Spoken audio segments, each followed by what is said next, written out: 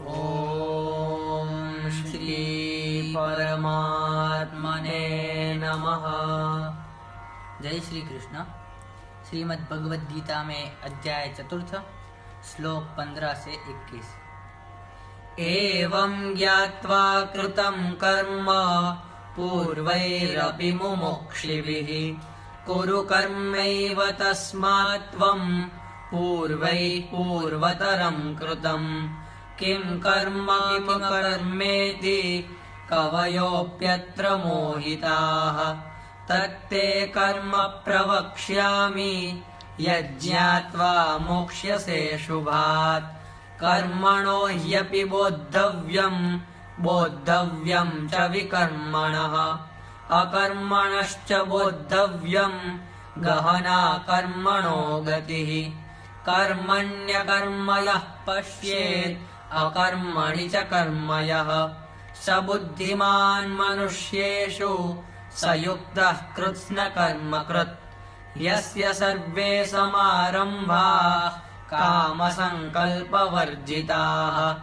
ज्ञानाग्निदग्धकर्माणं तमाहुः पंडितं बुधाः त्यक्त्वा कर्मफलासङ्गं नित्यतृप्तो निराश्रयः कर्मण्यभिप्रवृत्तोऽपि नैव किञ्चित् करोति सः निराशीर्यत चित्तात्मा त्यक्त सर्वपरिग्रहः शारीरं केवलं कर्म कुर्वन्नाप्नोति किल्बिषम्। ओम। श्रीमद् भगवद गीता का अध्याय 4 श्लोक 15 से 21।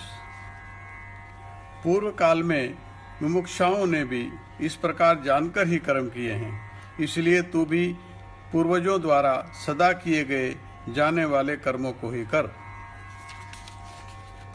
कर्म क्या है और अकर्म क्या है, इस प्रकार इसका निर्णय करने में बुद्धिमान पुरुष भी मोहित हो जाते हैं। इसलिए वह कर्म तत्व मैं तुझे भली भांति समझाकर कहूँगा, जिसे जानकर तू अशुभ से अर्थात कर्म बंधन से मुक्त हो जाएगा। कर्म का स्वरूप भी जानना चाहिए और अकर्म का स्वरूप भी जानना चाहिए तथा विकर्म का स्वरूप भी जानना चाहिए, क्योंकि कर्म की गति गहन है। जो मनुष्य कर्म में अकर्म देखता है और जो अकर्म में कर्म देखता है, वह मनुष्यों में बुद्धिमान है और वह योगी समस्त कर्मों को करने वाला है। जिसके संपूर्ण शास्त्र सम्मत कर्म बिना कामना और संकल्प के होते हैं तथा जिसके समस्त कर्म ज्ञान रूप अग्नि के द्वारा भस्म हो गए हैं, उस महापुरुष को ज्ञानी जन भी पंडित कहते हैं। जो पुरुष समस्त कर्मों में और उनके फलों में आसक्ति का सर्वथा त्याग करके संसार के आश्रय से रहित हो गया है और परमात्मा में नित्य तृप्त है, वह कर्मों में भली भांति बरतता हुआ वास्तव में कुछ भी नहीं करता। जिसका अंतःकरण और इंद्रियों के सहित शरीर जीता हुआ है और जिसने समस्त भोगों की सामग्री का परित्याग कर दिया है, ऐसा आशा रहित पुरुष केवल शरीर संबंधी कर्म करता हुआ भी पापों को नहीं प्राप्त होता। जय श्री कृष्ण।